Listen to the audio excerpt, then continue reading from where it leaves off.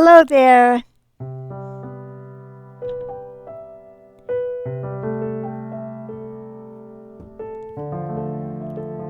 My name is Beth Green, otherwise known as Granny Rocks, and this is. Sweet Baby James, otherwise known as James Maynard, and I'm here to handle the chat, so please chat with us. And you are watching Granny Rocks, where I do commentary on all kinds of what I consider to be very important subjects. And as Sweet Baby James says, if you chat online while we're live, I can actually answer you live and comment back. But in the meantime, I'm going to tell you what I'm going to talk about tonight. And that is, I am going to talk about proving ourselves when it's necessary, when it isn't necessary. What's the difference?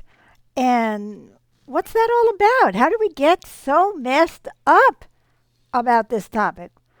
So, would you like to say something about our show and then I'll begin? Yes, you have come to Granny Rocks, which airs every Wednesday night at 6:30 p.m. Pacific Time, where Granny shares her wisdom and her very uncommon sense, which actually turns out to be, in my mind, very good sense. So, in any case, here's Granny. Well, this is such a huge topic. It really is that I can only scratch the surface in the time that we have for a show, or you would just turn it off because it would go into a 3-hour dissertation and you wouldn't watch anyway. So what's the point, right? Why would I do that? To prove how smart I am? So anyway, I'm going to do the highlights as I see them. And I'd like to welcome our viewers. One of whom, by the way, has already said hello. Two, actually. Tracy says hello and sends love, and loving eyes as well. And Elizabeth says hello with a rainbow and a heart of love. Thank you. Thank you for the love. Thank Thank you for the hellos. We really appreciate it. So, I've been thinking about this tonight before the show, and I thought, well, supposing you were going to do surgery on me, Okay? I would like you to prove that you can do it. You would, wouldn't you? I would. I really would. Or supposing you wanted to drive a car, I would kind of like to know that you can see or and operate the car. and operate the car. So I started thinking about, when is proving it a really good idea? Well, when there is a certain job that needs to be done and you need to prove that you can do that job. So now I want to make a distinction right up front between proving that you can do something and proving yourself. I'm going to get that into that in a minute. But one from Adamina, who says, "Hola, feliz noche." Hola, Adamina. Buenas noches. So you see, there's a practical side to proving ourselves. I need to know that you can do a certain thing, and you need to know that I can do it, and that could be useful. But what do I mean when I say proving ourselves? I'm talking about the never-ending need that so many of us feel to keep proving we're valuable, we're important, we're something. So, for example, here you are, 80 years old, and you have to prove that you can bench press as much as a 70-year-old or a 60-year-old, or you could when you were 23 years old. And then what are you going to do? When I was 19. Right. And keep comparing yourself to that person that you once were and could do it, or to somebody else. You know what I mean? I have to prove myself. Well, I have to prove. Why do I have to do that? Why indeed do I have to prove? Who cares, actually, except for me? And some of the ways that shows up are, I'm the best. I am trying to prove that I'm the best. And, often when we're trying to prove ourselves, not just something that's logical, that it's in a kind of a comparison. It's a competitive thing. I am proving that I am smarter than you, prettier than you, more talented than you, better connected than you. And then my ego says, oh yeah? Yeah, I prove that I'm smarter, I'm better. yeah, Yeah. yeah, yeah. Now, why do we do this? So I want to talk about that.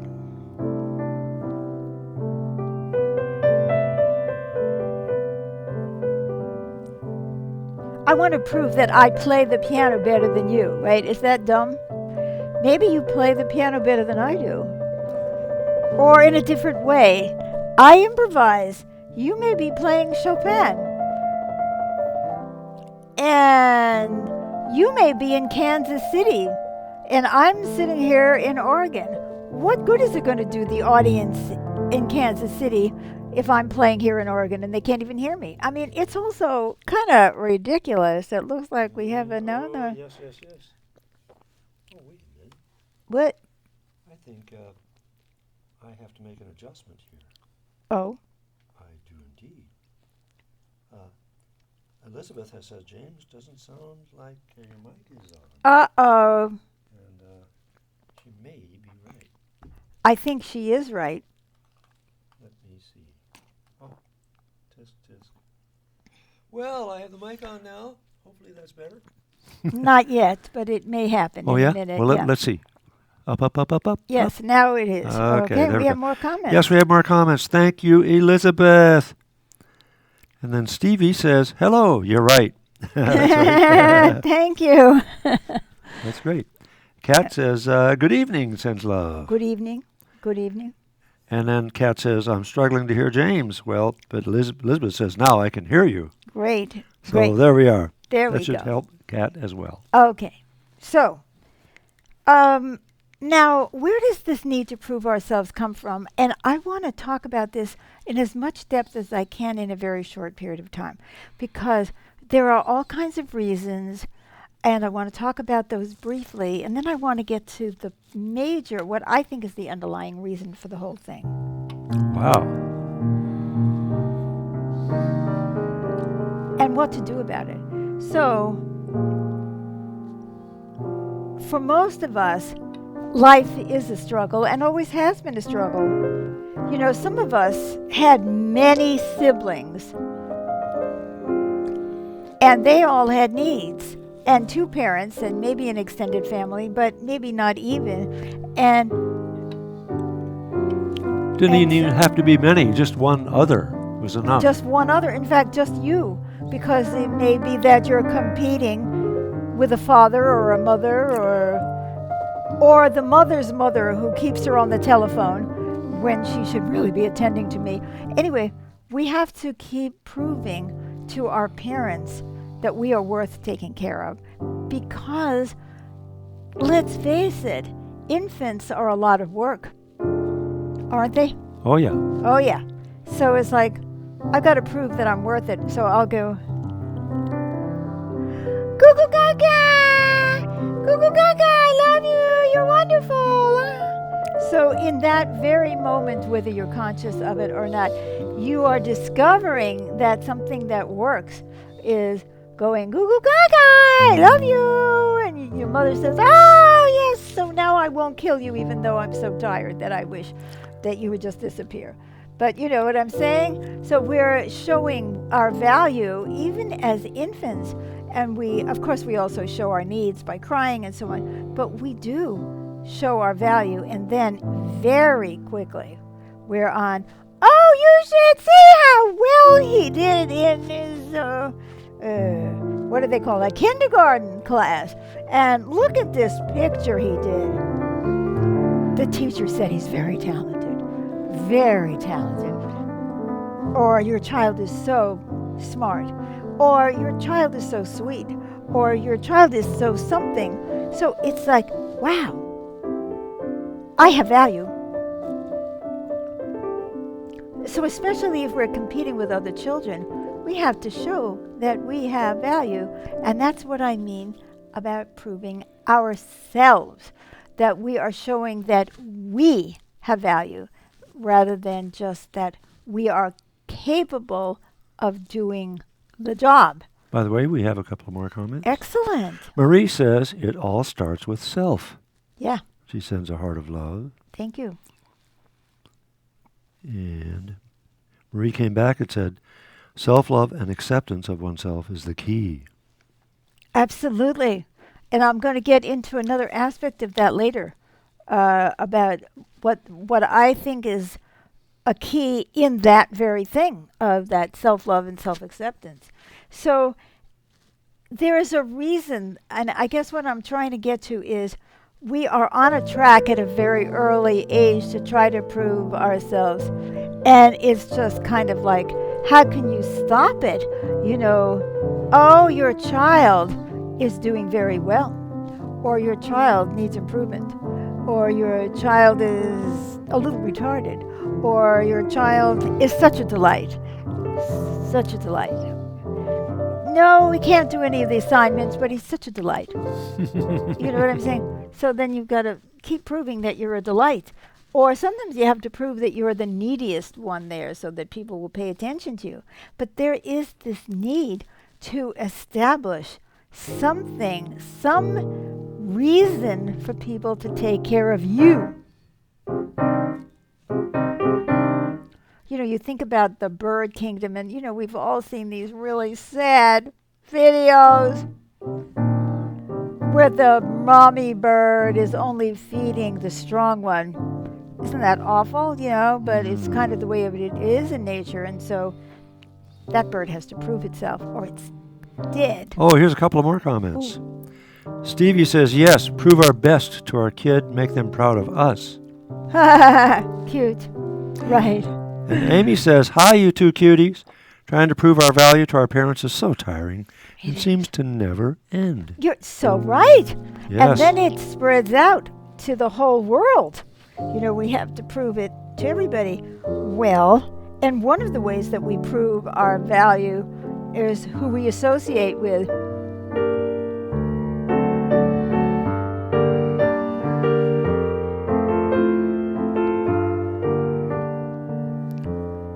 I'm dating the captain of the football team. I'm dating the captain of the chess team. I'm dating the baddest boy on the block. Something, distinguishing about that guy, which is going to make me look valuable so everybody knows how valuable I am too. And then I am proving myself by proving who you are. Like, oh yeah, look who I caught. I've got a you see, he does what for a living? He does what? He smokes pot all day? Is that... Now you're not proving anything about yourself except that you're a failure. You're a lowlife. It's kind of endless, isn't it? As Amy said, it's not just our parents. We're constantly proving ourselves to ourselves, and we don't even know it. Going back to Marie's point,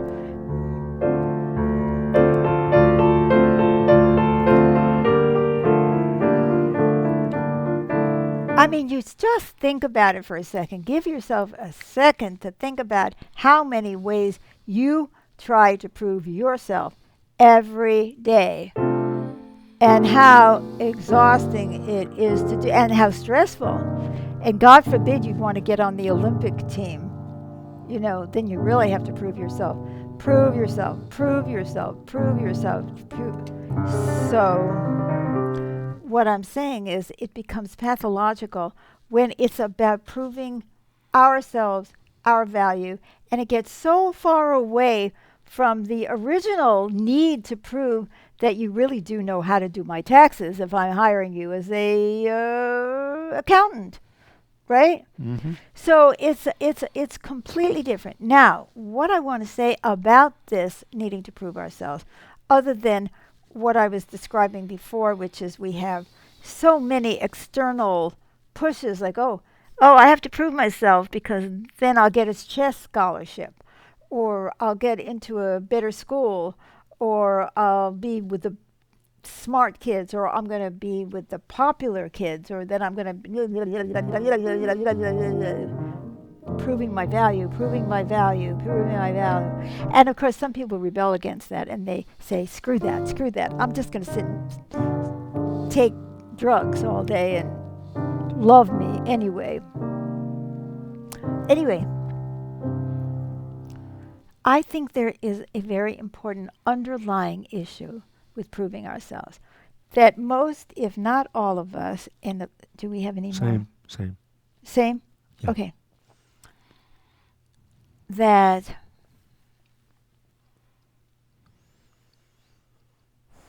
most of us don't feel like we're worth anything.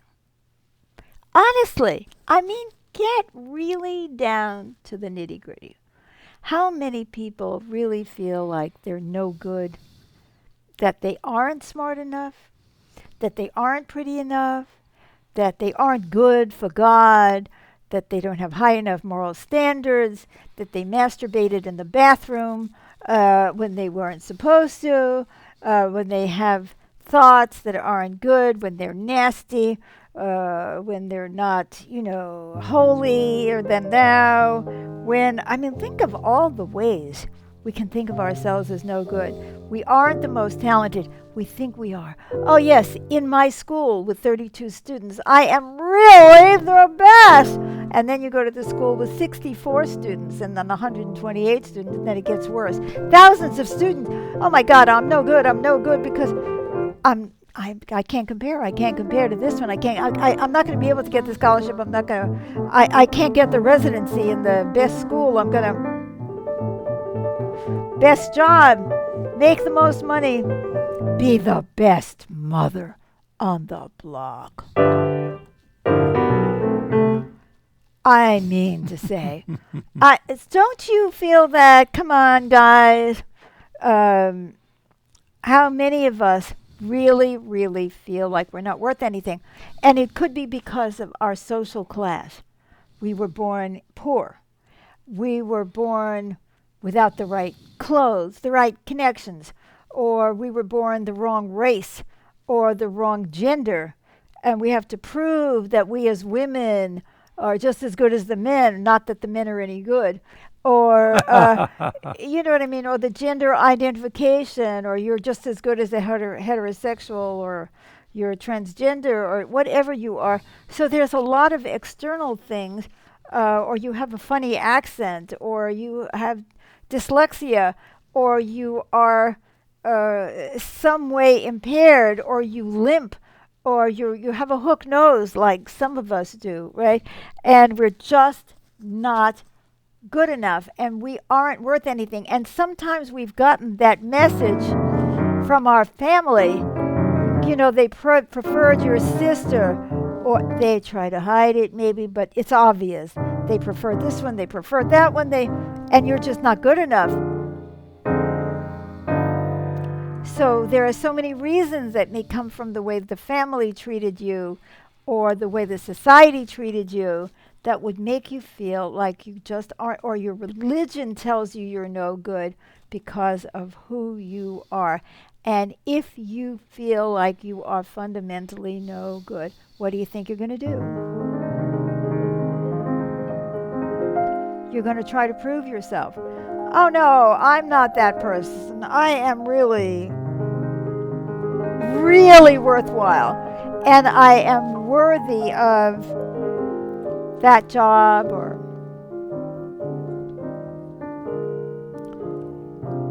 that woman, or that man, or that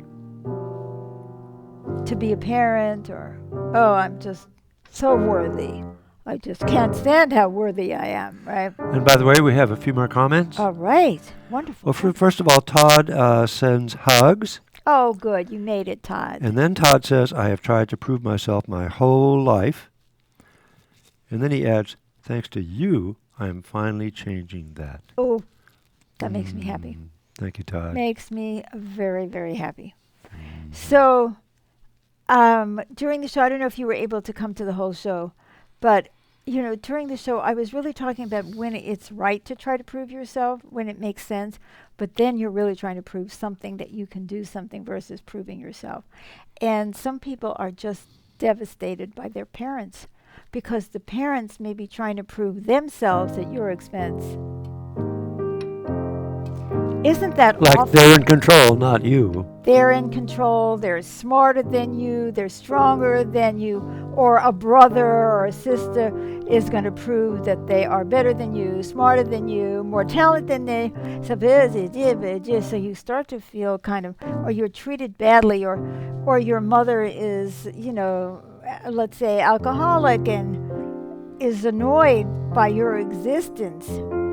Oh my God, that is the worst when you feel that your existence is a liability. And so, what I'd like to say is if we could just do this simple thing, we could get over a lot of this.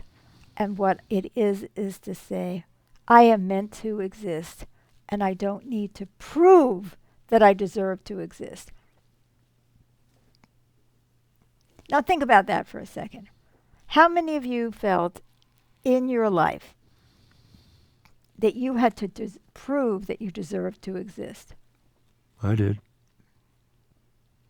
And a lot of other people too.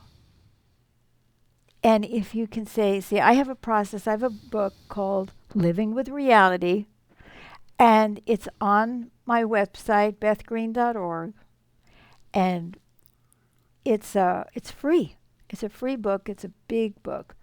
And if you can do this exercise where you say, I am meant to exist, it's over. You don't have to prove anymore that you have a right to be alive. In fact, sometimes wealthy people have this big time because they feel so guilty about their privileges. You say, oh my God, how can I prove that I am worthy of all of this? Or if you are the favored child, you have the same problem. You have to constantly prove that there's a reason that your parents are favoring you over the other poor little tweeting bird who's languishing, right? I got to prove it. I got to keep proving over and over and over and over. And you don't. You just have to declare it, claim it.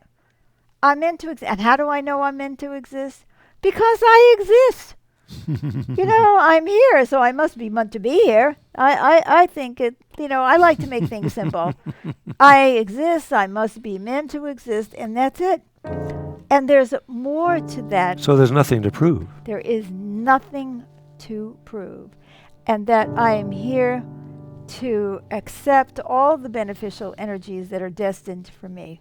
And that I don't have to prove that I'm a worthy person or that I'm smart or that I'm any of those things. And the irony is that the more I'm trying to prove that I'm a worthy person, the more messed up I am and the more that I mess up other people too, because I'm always proving that at least I'm at least as worthy as them, if not more worthy. It creates barriers with other people. It does. You're trying to compete and prove that you're worth more than they are, or at least it does. of such value that you deserve their attention and admiration. Exactly. So, Living with Reality, it's the introduction called Ego, Instinct, and Evolution. And we come to this part where we say, I am meant to exist. I am meant to exist. And I don't have to prove anything about me anymore.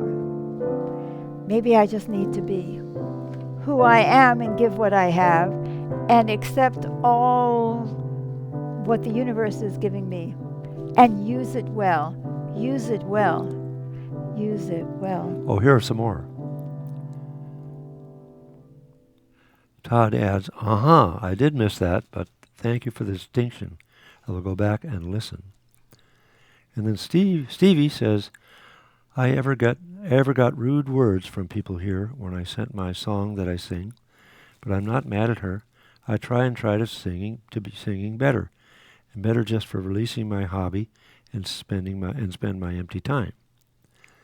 And then good for you Just do it because you love it, not because you're trying to prove something about yourself. That's great, because you may Yeah. never do it, even if you're a great singer, and you may not be a great singer. And she adds, And you are a good motivator ooh, for a mature person.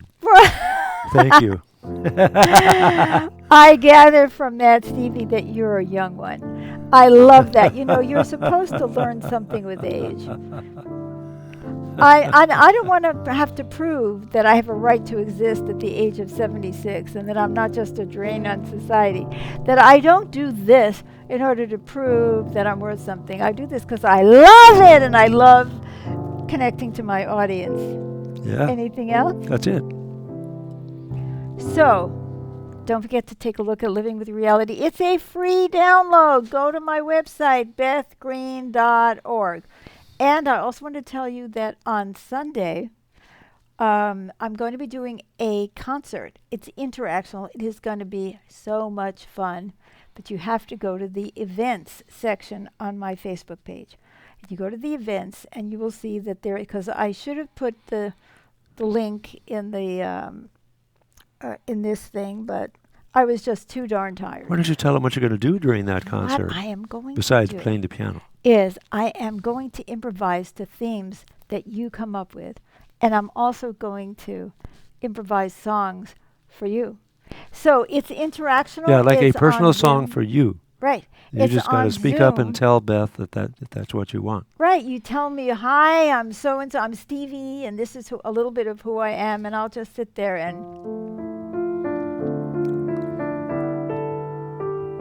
and I'll create a song for you in the moment. And whatever you ask for, like if you, last week I did Hope. Yes.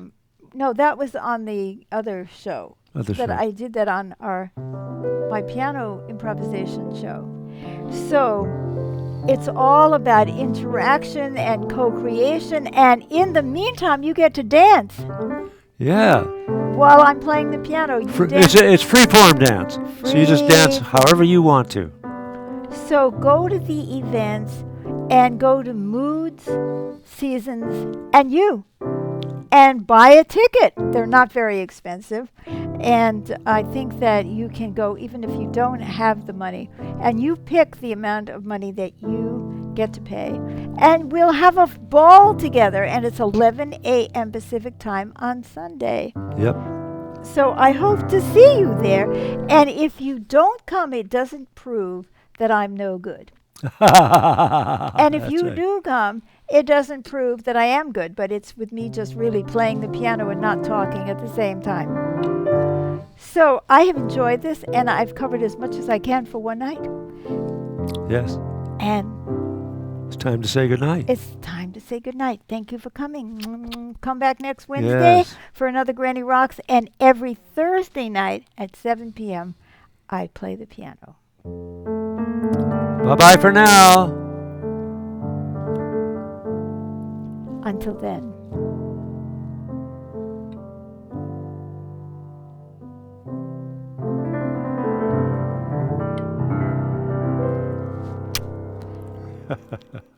Bye-bye.